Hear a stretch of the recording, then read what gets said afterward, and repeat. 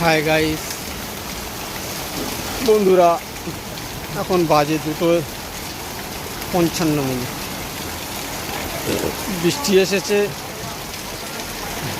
আমরা সবাই দাঁড়িয়ে আছি। এখন বৃষ্টি হচ্ছে, মুষলধারা বৃষ্টি হচ্ছে। মানুষ দেখো ভিজে ভিজে বাড়ি যাচ্ছে। দুপুর হয়ে গেছে তো বাড়ি অনেকে যেতে পারছে না, দাঁড়িয়ে আছে। তো গাইস, আপনারা একটু দেখুন বৃষ্টির অবস্থাটা।